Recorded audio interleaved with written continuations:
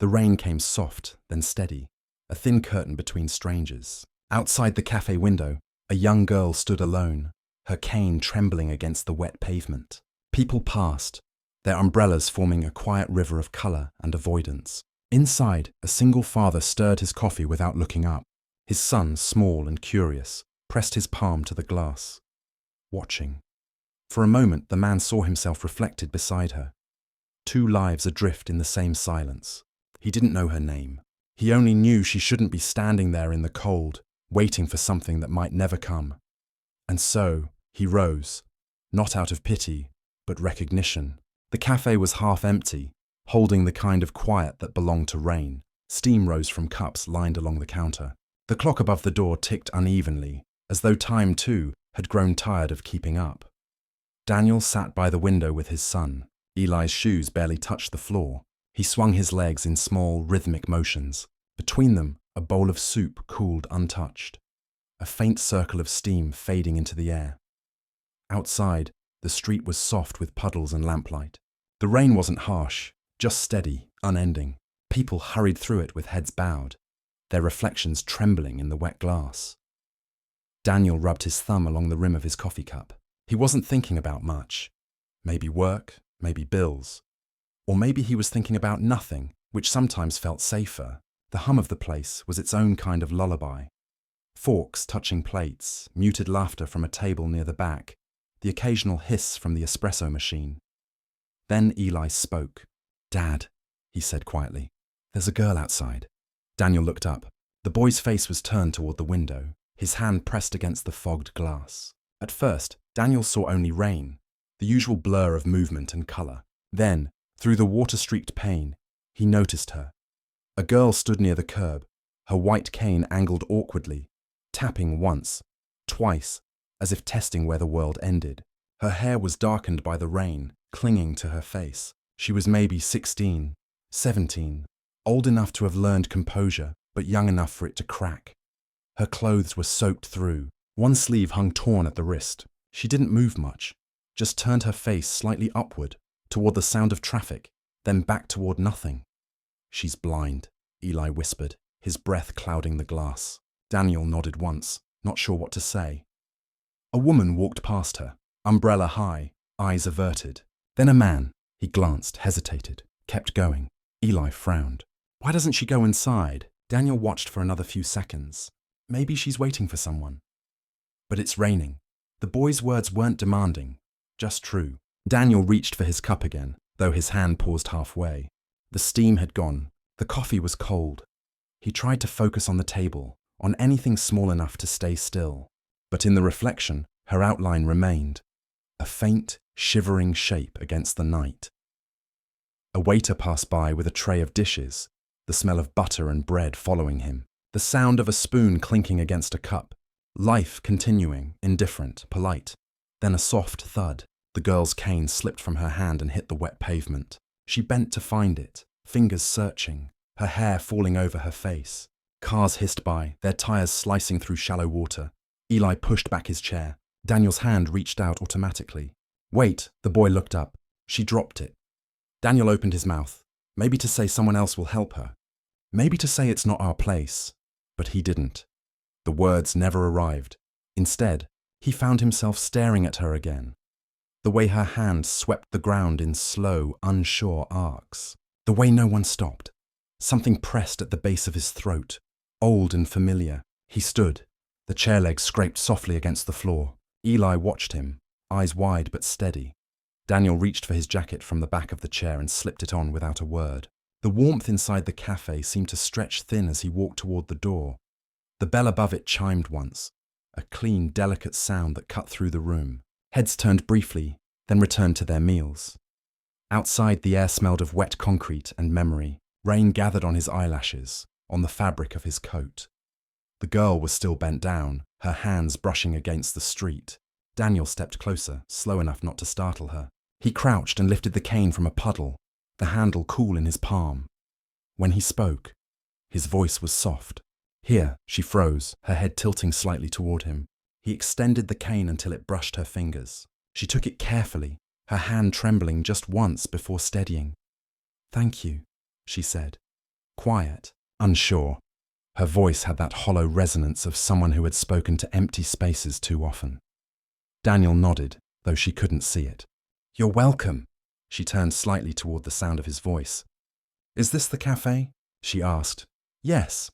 I thought I was near the door." She laughed once, a fragile sound, half apology. "Guess not." He looked toward the window. Eli's face was still there, watching. Daniel hesitated, then stepped forward and opened the door for her. The bell chimed again, louder this time. Warm air spilled out, wrapping around them both.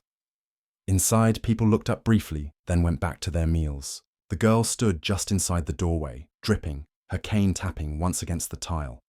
Daniel slipped out of his jacket and draped it gently over her shoulders. She flinched, only slightly, then exhaled. "You don't have to," she began. "I know." He said it simply, then gestured toward the nearest table. "There's a seat here." She followed his voice, slow but certain, her steps careful against the wet floor.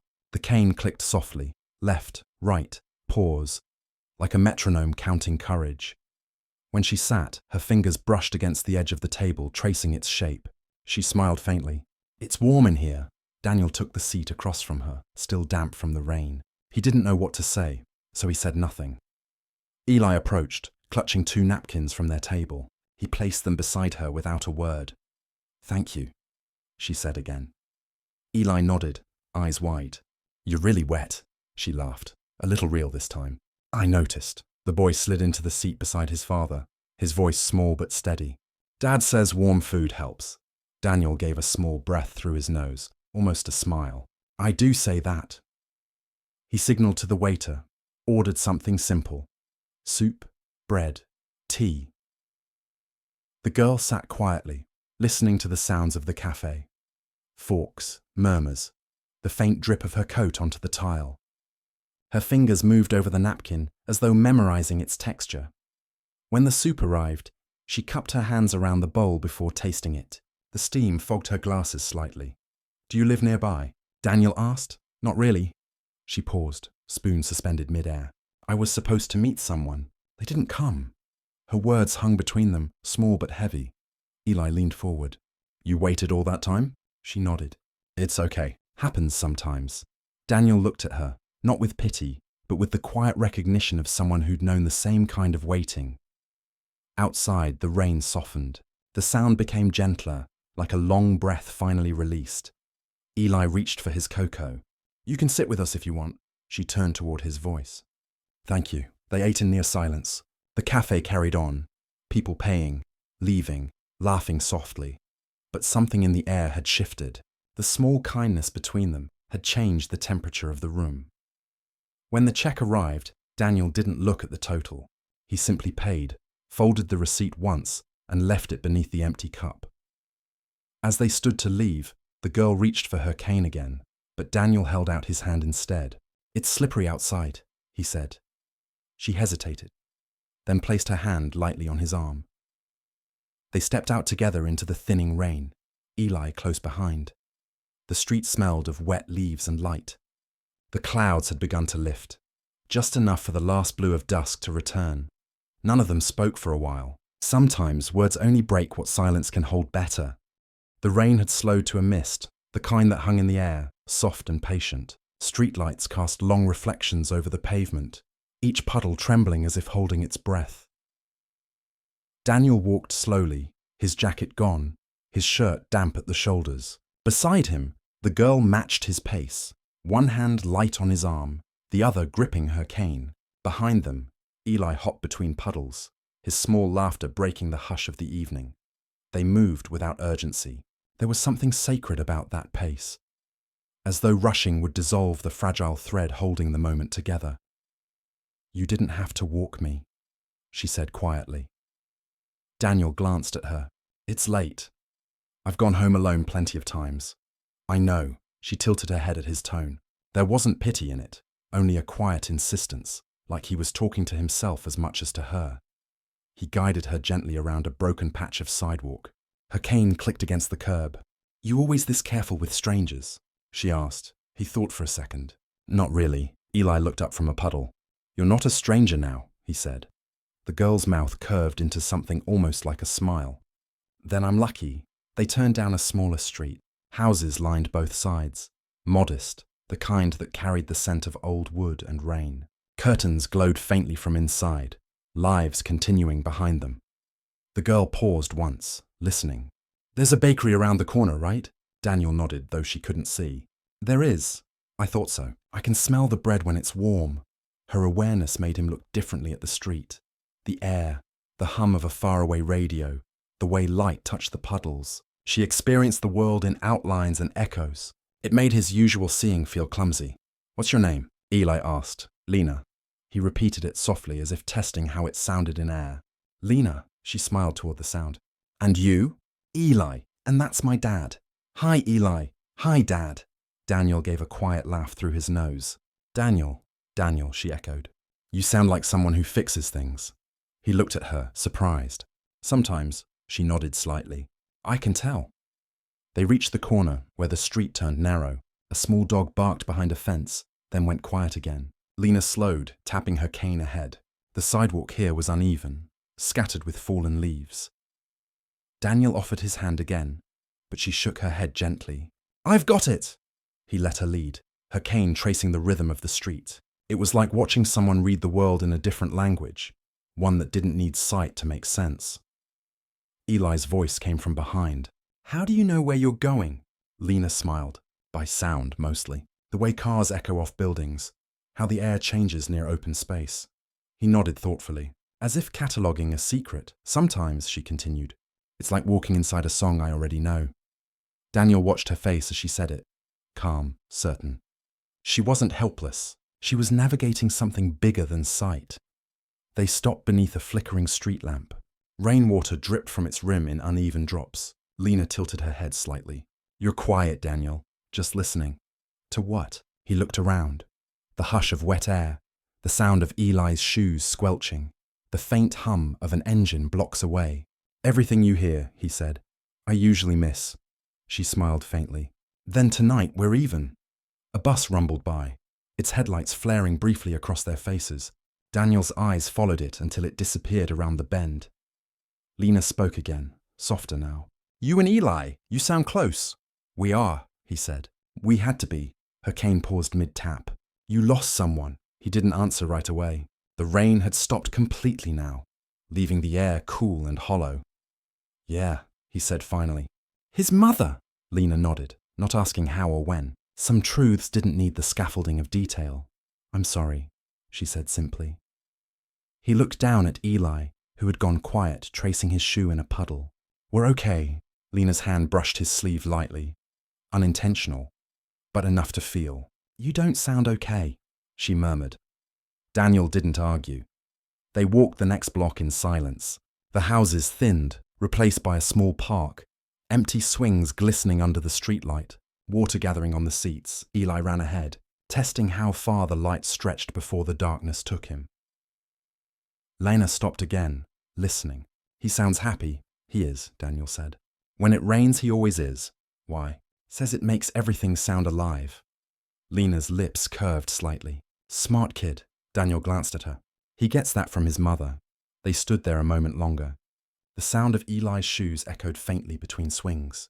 The night felt less like grief, more like weather. Something passing through, not something meant to stay. You live far? Daniel asked. 2 streets down, she said, pointing her cane toward the east. Small building, blue door. He nodded, though it felt strange to end the walk so soon. There was something unfinished in the way she carried herself.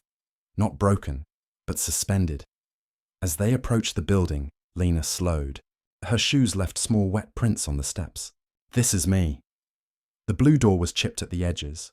The number faded. Daniel could see the outline of a single bulb inside, dim and uneven. Thank you for walking me, she said. And for noticing, he shook his head. Eli noticed first. She turned toward the sound of the boy. Then thank you, Eli. Eli grinned. Maybe next time you can sit with us again. Maybe, she said, smiling. Daniel hesitated. Do you have someone inside? My aunt, Lena replied. She works late, he nodded, stepping back. Then we'll let you rest. She reached for the doorknob but paused. You really don't fix things for a living? He looked at her, puzzled. No, why? You sound like someone trying to. Her words landed soft but sure, the kind that stay long after sound fades. She opened the door and stepped inside. The hallway light flickered once, then steadied. Daniel and Eli stood there for a moment, just long enough for the echo of her footsteps to disappear. As they turned to leave, Eli tugged at his sleeve. "Dad? Yeah?" "She said you fix things." Daniel gave a faint laugh. "She's wrong." Eli shook his head. "No, she's not." The walk home was slower this time. The rain had stopped, but the streets still glistened, as if remembering it. Daniel didn't speak. He didn't need to. Eli hummed quietly, a tune without rhythm, swinging his arms as he walked. When they reached home, Daniel unlocked the door and hung his damp coat by the window. The air inside smelled of soap and wood. Eli went straight to his room, calling out, "Dad, can we go there again?" Daniel looked up. "Where?" "The cafe." He thought about it. The window fog, the quiet hum, the girl outside. "Yeah," he said finally. "We can."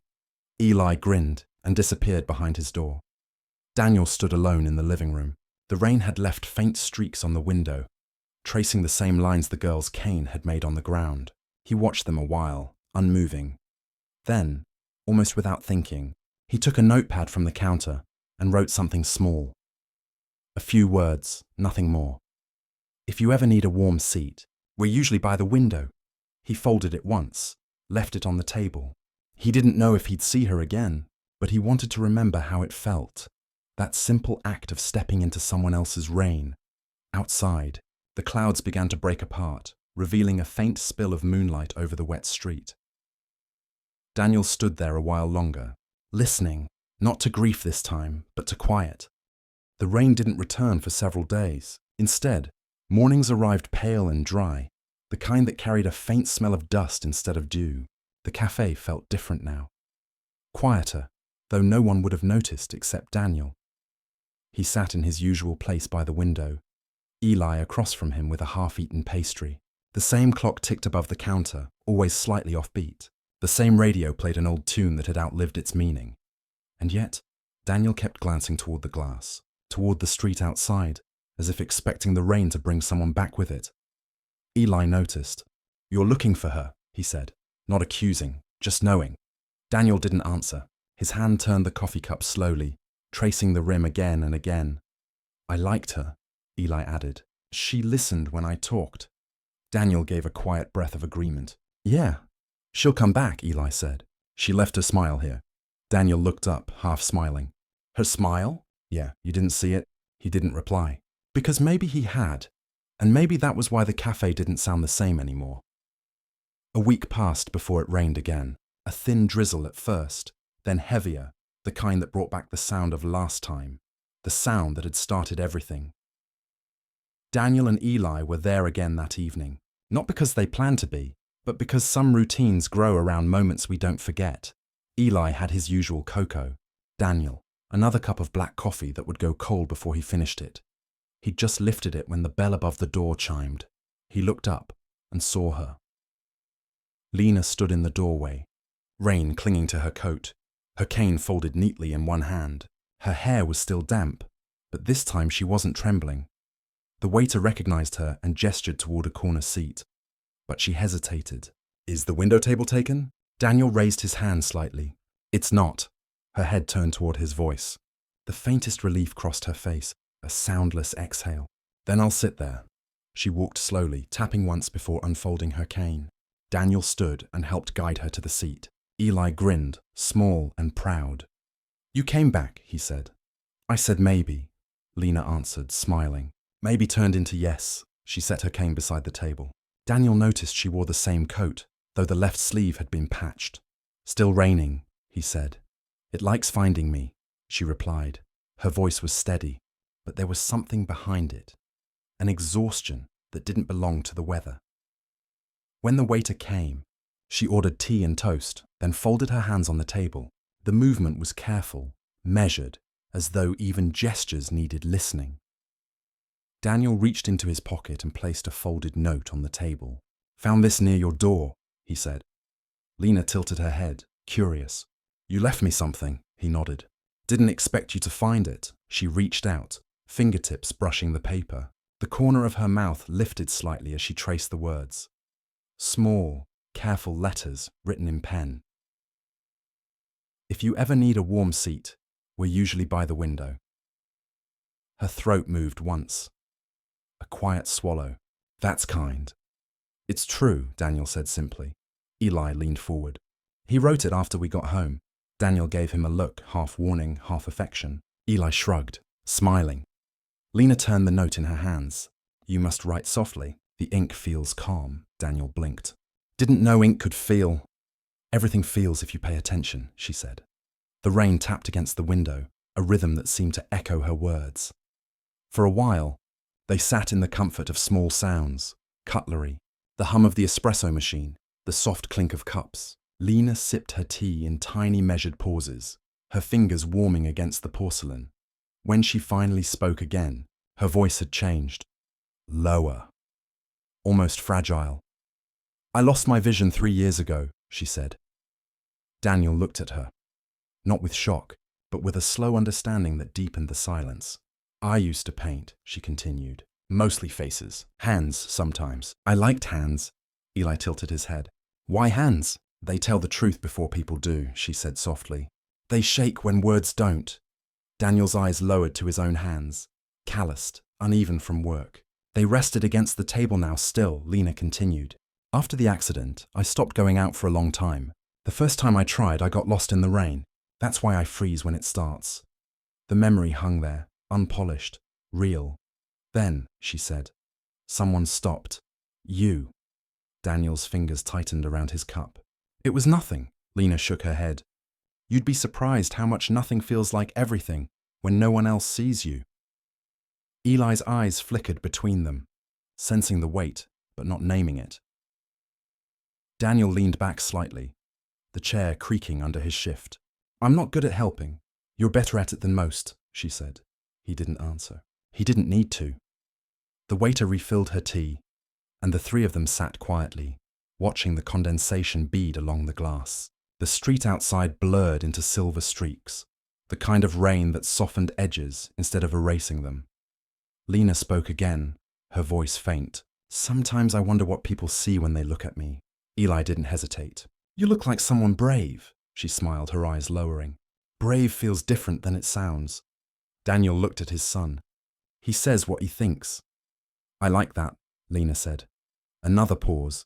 Long, but not empty. The door opened, and a rush of cold air moved through the cafe. People came and went, the bell chiming like a metronome for the evening. Through it all, Daniel and Lena stayed by the window, listening to the rain turn from sharp to soft again. Finally, she asked, Do you always come here? Every Friday, Daniel said. Habit. Good habits are rare, she murmured. He nodded. Bad ones too, she tilted her face toward him. Which kind am I? Daniel hesitated, then said quietly, The kind I don't mind keeping. She laughed, short, genuine, quiet enough to stay between them. When the rain eased, Lena unfolded her cane again. It's getting late, she said. Eli frowned. Already? Lena reached out, touching the edge of the table once before standing. Don't worry, Eli. The rain knows where to find me. Daniel stood too. I'll walk you again, she shook her head. Not tonight. I need to find my own way sometimes. He respected that. All right. She turned toward the door, then paused. But next Friday? Yes, Daniel said before she finished. We'll be here.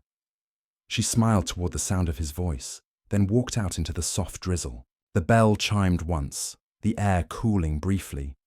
Eli watched her disappear down the street until even her cane's soft clicks faded. Daniel sat back down, staring at the empty cup across from him. He noticed something on the table, a folded napkin, slightly damp. He opened it. Inside, written in careful, embossed letters from the pressure of her pen, You don't fix things, Daniel. You make them quieter. He exhaled, the kind of breath that feels heavier leaving than entering. Outside, the last of the rain blurred the glass again, but this time, it didn't feel cold. The cafe had found its sound again, softer, slower, more alive. The next Friday arrived without rain. The air felt weightless, the clouds thin, as though the sky itself had taken a breath. The cafe windows for once held sunlight instead of reflection. Daniel noticed the difference immediately. The sound of the doorbell seemed sharper in the dry air. The scent of baked bread carried further. Even Eli's laughter, light, unguarded, felt louder, unsoftened by weather. But there was something else too, a stillness that didn't belong to good weather. He sat in his usual seat, coffee steaming faintly. The jacket he'd given Lena weeks ago hung folded on the chair beside him. She'd insisted he take it back, but he hadn't. "Do you think she'll come when it's not raining?" Eli asked. Daniel looked up from his cup. "Why wouldn't she?" "Because the rain brought her." The boy said it simply, like a fact about the world. Daniel smiled faintly. "Maybe she'll bring herself this time." The clock ticked. The doorbell didn't ring. By the time the lunch crowd thinned, Daniel had stopped looking toward the door. The sunlight had shifted, spreading a warm stripe across the table. Eli traced it with his finger like a trail leading nowhere. When the bell finally chimed, it was softer than usual. Or maybe Daniel just imagined it that way. Lena stepped inside, her cane tapping once before folding. Her head tilted slightly, as if reacquainting herself with the light. "Still found the window," she said quietly. Daniel stood, his voice low but certain. "You always do." She smiled, a brief, real smile that didn't reach her lips so much as hover near them. He noticed something different.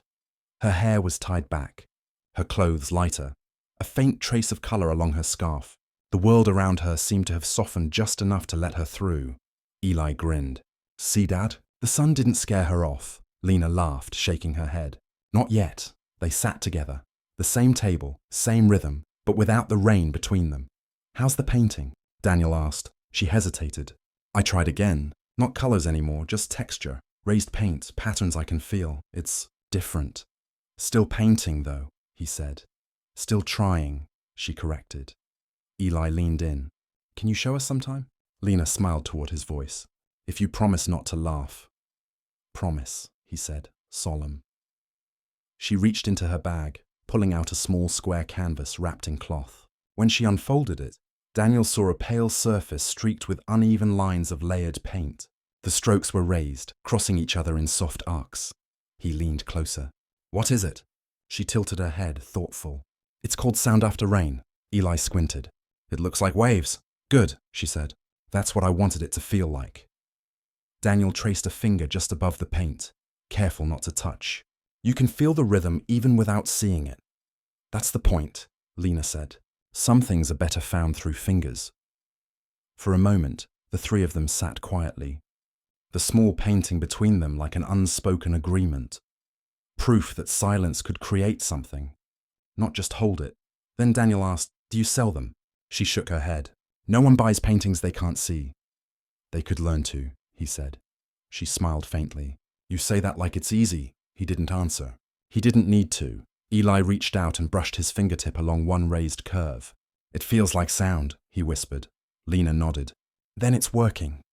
The sunlight shifted again, filling the window with a late afternoon glow. Outside, people moved slower, the street breathing in small intervals. Lena leaned back, her cane resting against her leg. "It's strange," she said. "I used to hate quiet places. Now I look for them." Daniel watched the reflection of light across her face, faint gold against the side of her cheek. "Quiet places find you now," she laughed softly. Maybe that's what this cafe is." They stayed until the light began to fade. Lena told them about the tactile art workshop she'd joined, how the teacher guided her through scent and sound instead of color. Eli told her about school, how his drawing of a robot got pinned to the classroom wall upside down.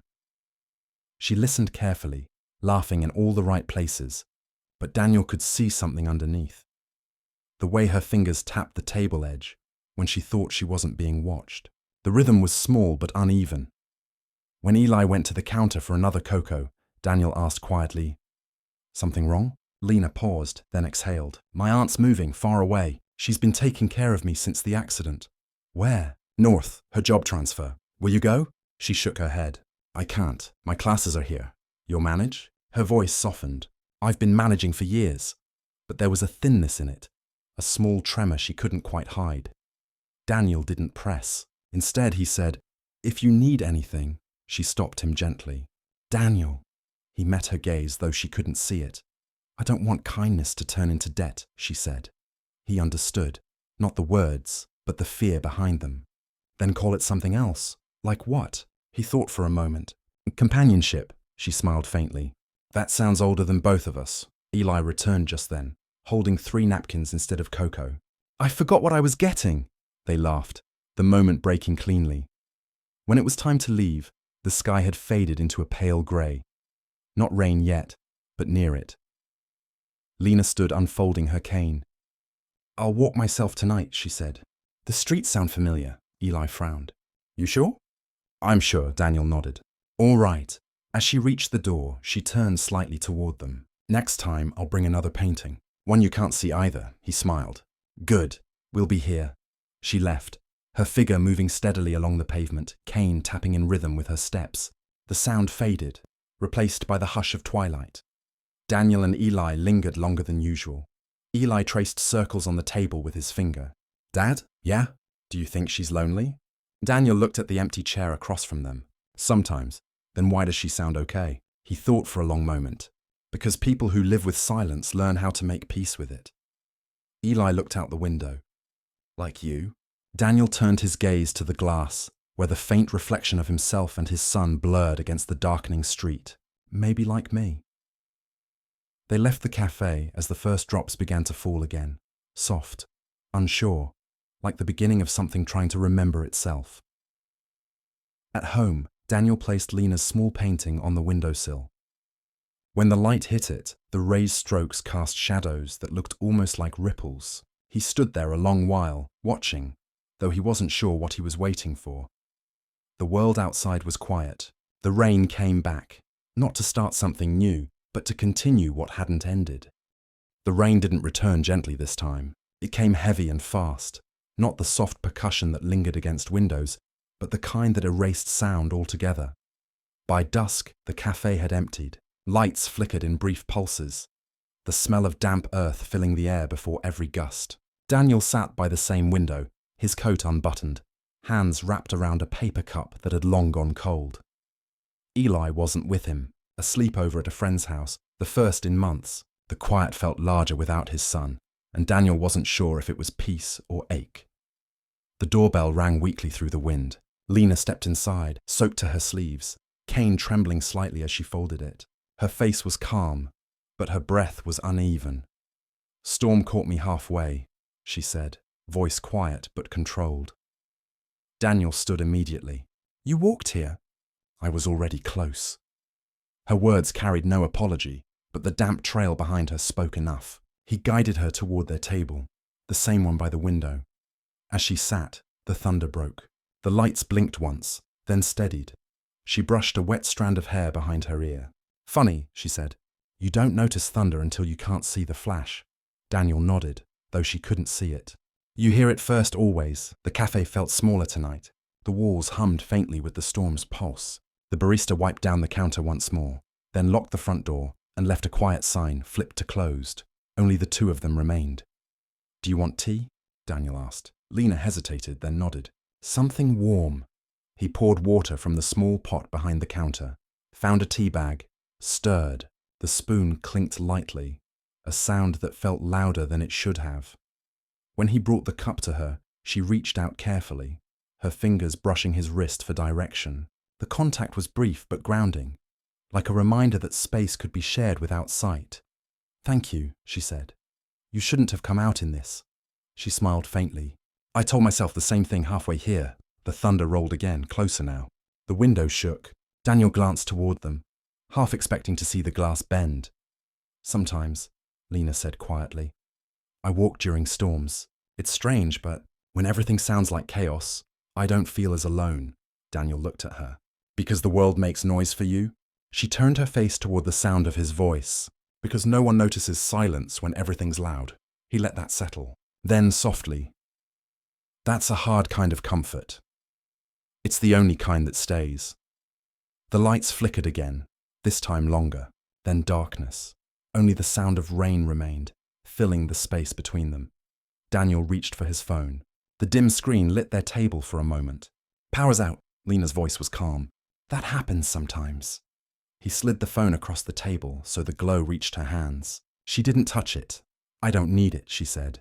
I already live in this kind of dark. He watched her face illuminated faintly, serene, still, unafraid. Something about that stillness unsettled him. Not because it was empty, but because it was complete. He sat down again. You ever wish you could see just one thing again? Her hands tightened around the cup. No, she said after a moment. That kind of wishing makes you cruel to yourself. He looked down. I understand that, do you? I used to keep photos of my wife. Every drawer, every wall. One day I took them all down. Not because I stopped missing her, but because missing her kept me from living. The silence between them deepened, the kind that doesn't need filling. Lena spoke softly. And did it help? He exhaled. No, but it stopped hurting as sharply. For a moment, neither moved. The storm pressed against the windows like a hand that wouldn't let go. Then, a small sound. Her cane tipping off the table edge. Daniel caught it before it hit the ground. Fast hands, she murmured. Dad reflexes, he said. A quiet laugh escaped her. When the thunder faded into a softer rhythm, Daniel stood and moved toward the counter. There's an emergency lantern here somewhere. He found it, dim, yellow, uncertain. The glow made the cafe feel older, like a place remembered rather than lived in. Lena tilted her head toward the hum of its switch. That's a kind light, she said. He placed it on their table. It doesn't ask for much power. That's why it lasts. They sat in the glow. The sound of rain filled the rest. After a while, she said, You're quiet tonight. I was thinking about what Eli said. About how you sounded okay even when you weren't. She smiled faintly. Children hear what adults hide. He's getting good at that. Then he'll be good at kindness too. Her words hung there. Steady, not sentimental. Daniel looked toward the street. The storm had softened slightly, the rain now a slow rhythm on the glass. When it stops, I'll drive you home. I'd rather stay a bit, she said. Storms end too quickly when you're waiting for them. He nodded. Minutes passed. Or hours. The world outside had no time now, only motion and sound. Lena spoke again, voice lower. You know what I remember most about color? What? The sound people make when they see it. That small breath, the kind they don't know they're holding. It used to make me happy. Now I try to imagine it. Daniel's throat tightened, though no words came. She continued. Sometimes I wonder if sound has colors too. If thunder is dark blue, if rain is silver, he said quietly. Then silence must be white. She tilted her head. No. Silence is the color you make when you stop being afraid. He looked at her then. Really looked. And something in him eased. The kind of peace that doesn't announce itself, only arrives quietly. When the storm finally broke apart, the street outside shimmered under the lamplight. The rain slowed, became mist. Daniel stood, reaching for his keys. Come on, I'll take you. She hesitated, then nodded. Outside the air was cool, almost sweet. Puddles reflected pieces of light, scattered like broken mirrors. He walked beside her, careful not to guide unless she reached first. Their steps fell into rhythm. Two steady sounds cutting through the leftover rain. At the car, she paused. You didn't have to wait. I wanted to.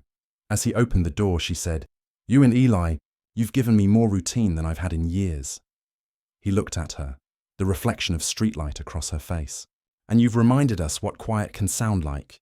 Neither said anything more on the drive. When they reached her street, she turned towards him, hands folded neatly in her lap. You know, she said, storms like this, they wash away noise, but they also leave you with what you were avoiding. He met her still gaze. And what's that?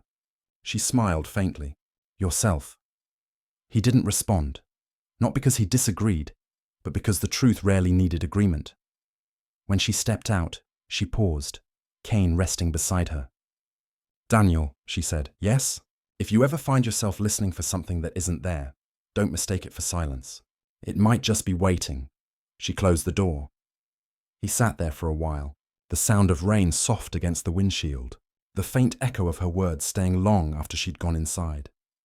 Then he drove home, slowly, without the radio, letting the quiet fill what used to be empty. The morning arrived like a held breath released. No thunder, No dripping gutters. Just light, clean, unfiltered, unapologetic. The cafe windows, once fogged with rain, now gleamed. Dust floated in quiet beams of sunlight. The smell of coffee had never felt so certain. Daniel came in early. He moved slower than usual, the kind of careful that belongs to someone rehearsing calm.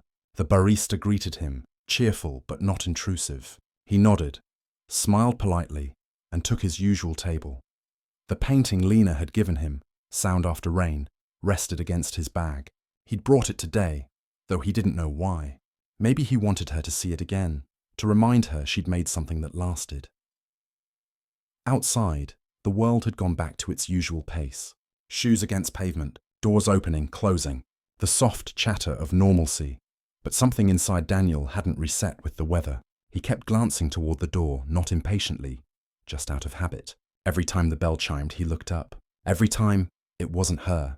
When she finally came, she didn't enter with hesitation. She moved with steadiness, the kind that follows a decision already made. Her cane tapped once before folding, her other hand brushing the doorframe as if greeting it. "Good morning," she said. Daniel stood automatically. "You made it through the storm." "Barely," she replied, smiling. "But storms have good manners. They always leave," he gestured to the chair. "Same seat?" "Always." She sat, her face turned slightly toward the window, though the light probably meant little to her. "It smells like sunlight," she said softly. He watched her quietly. "You sound lighter today."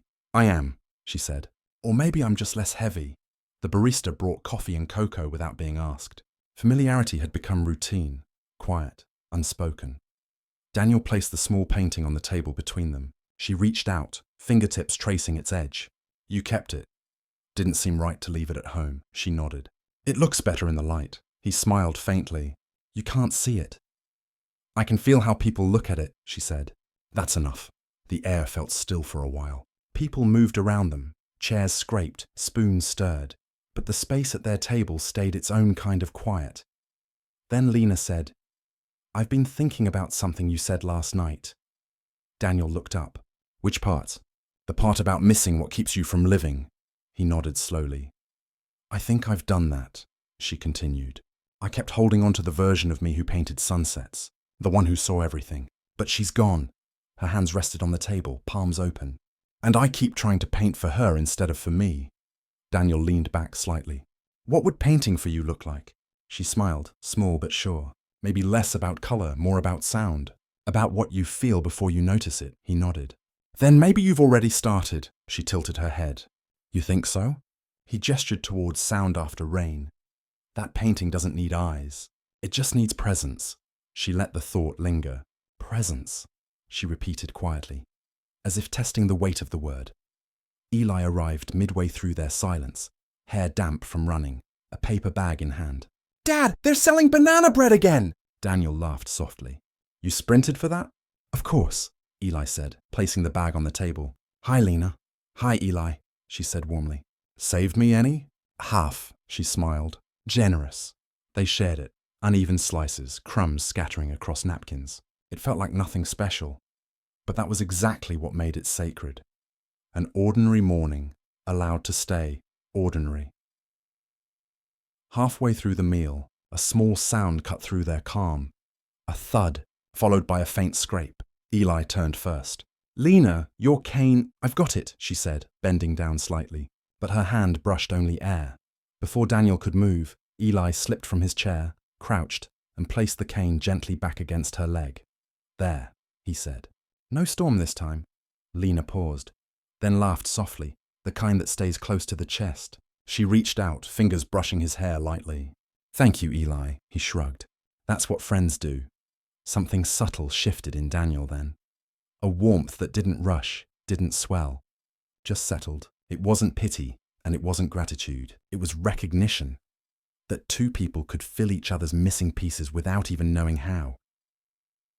Later, when Eli went to the counter for another cocoa, Lena turned slightly toward Daniel. "Your son listens," she said. "He does." "That's rare." He nodded. He learned from silence, a beat. Then she said, almost to herself, "So did I." The cafe filled gradually with afternoon light. The hours passed unnoticed.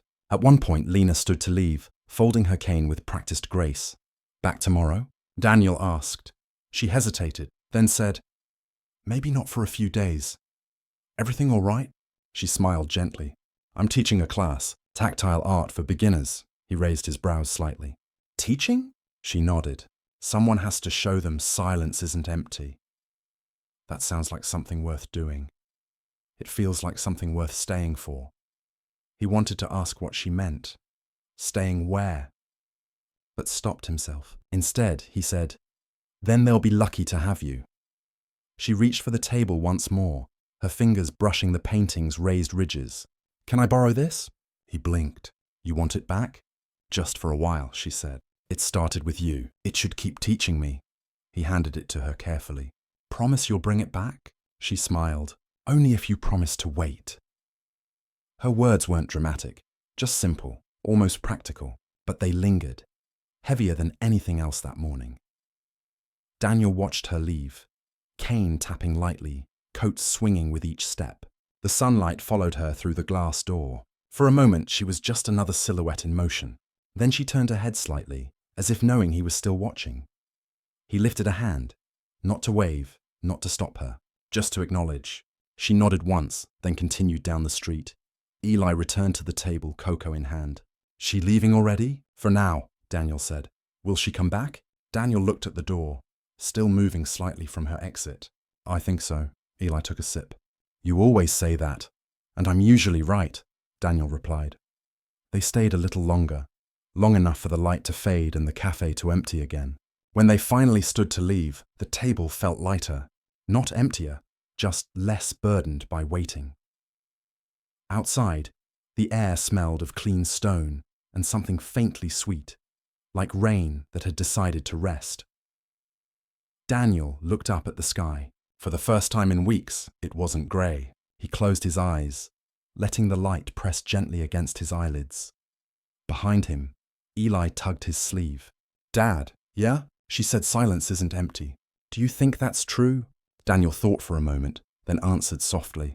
"I think silence is where things finally have room to begin." They walked home slowly, their footsteps even, their shadows touching and separating with each step. Two quiet figures moving through a morning that had finally forgiven the rain. A week passed before Lena returned. The cafe had settled back into its ordinary rhythm. The doorbell, the hiss of the espresso machine, the low hum of conversation. Nothing remarkable, nothing missing. And yet, Daniel noticed her absence the way you notice air when it changes temperature. Quietly, without looking for it. Eli came every day after school. He'd take the corner seat, drawing in his sketchbook while Daniel watched the street. The painting, Sound After Rain, wasn't on the table anymore. The space it left behind felt almost respectful, like something that had finished its sentence. On the 8th morning, the doorbell rang. Daniel didn't look up right away, but then he heard it. The familiar rhythm of the cane, the pause before the second tap. She was back. Lena entered with her usual calm, her cane folded neatly, a small paper envelope held in her other hand. Her clothes were still simple, muted wool, light scarf, but something about her posture had changed. She moved like someone who had said everything she needed to say, except for one last thing. Daniel stood as she approached. Eli waved from his seat. "Hi, Lena." "Hi, Eli," she said, smiling toward the sound. "Still drawing?" "Always." She turned to Daniel. "Can we sit?" He nodded. "Always." They sat at their usual table. The light outside was softer now. Late autumn light, pale and deliberate. It fell across the window in thin stripes, the way rain used to. Lena placed the small envelope between them. "I brought something." Daniel looked at it, then at her. "A painting?" "Not this time," she said. "Something quieter." He waited. She didn't open it. "I wrote it down," she explained, "because I didn't know how to say it." He nodded slowly. "All right." She pushed the envelope toward him, her fingers lingering briefly on its edge. "Not yet," she said. "Read it when I'm gone." "Gone where?" She smiled faintly. "Not far, just forward." Daniel didn't ask more. He could tell she meant something private, something that needed distance to stay true. Instead, he said, "Eli will miss you." She tilted her head. "You?" He hesitated. "I'll notice." That answer made her smile, soft, genuine. "Good. Noticing is harder than missing." They talked a while longer, about her new students, The way they touched paint as if reading it. How one boy said that silence feels warm when people listen. Daniel listened closely. It sounded like she'd found a place that understood her. One that didn't treat her blindness as a void, but as a different kind of sight. When she stood to leave, Eli ran ahead to hold the door. "See you soon?" She paused, then crouched slightly to his height. "You'll know when it rains." He blinked, puzzled but smiling. "Okay." She stepped outside, cane tapping against the pavement. 2 beats. Pause, then 2 again. The sound faded beneath the afternoon traffic until it was gone. Daniel sat back down. The envelope waited on the table. He didn't open it right away. He stared at it, as if the paper might speak first. Eli leaned over. "What's that?" "A note. From Lena?" "Yes. Why don't you read it?" Daniel looked at the chair she'd just left. The faint imprint of her hand on the tabletop. The small ring of condensation from her cup. "Because it feels like she's still here if I don't." Eli frowned, then nodded in a way that made him seem older. "Okay, when you're ready." They finished their drinks in silence. When Eli left for school the next morning, Daniel stayed behind. The cafe was quieter than usual. Outside, clouds were gathering again, soft, thick, grey, the kind that made people hurry. He opened the envelope. Inside was a single folded sheet. Her handwriting was careful, slightly uneven but graceful. He read slowly, the sound of her words moving through him like something he'd already heard once before. "Daniel, you once said silence is what's left when we stop being afraid. I think you were right, but it's also what stays when we've said enough. You gave me space, not sympathy. That's rarer than kindness. You let me exist without needing to be fixed." Eli listens like someone who will grow into gentleness. Keep him there. As for me, I found something worth staying for. Not a person. A purpose. That's what you helped me remember.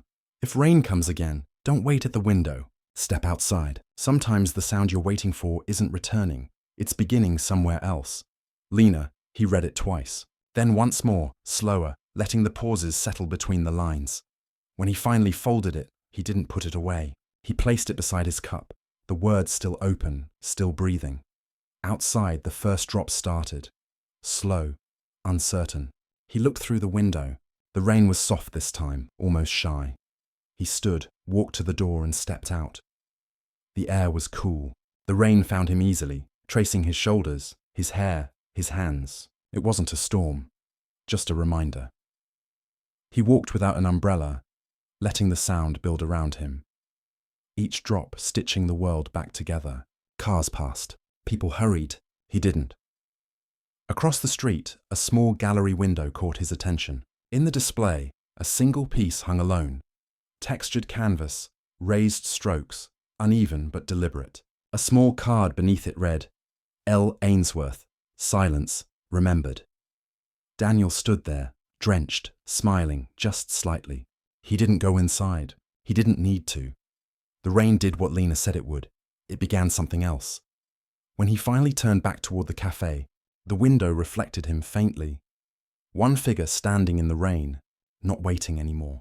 Later that evening, Eli found the note folded neatly beside the painting on their windowsill. He read the last line out loud, softly, like it was a secret meant to be kept in motion. Sometimes the sound you're waiting for isn't returning. It's beginning somewhere else. He looked at his father. Daniel didn't speak. He only nodded, the smallest acknowledgement, the kind that means everything without saying a word. Outside, the rain deepened. Steady, calm, forgiving. Inside, they let it play. No one silenced the cafe that day. It silenced itself. Some stories don't end in reunion. They end in recognition. That connection isn't about staying, but about being felt long after silence returns. The rain left its echo, not its sound. And somewhere between one kindness and the next, 2 strangers learned. You don't always need to be heard to be understood.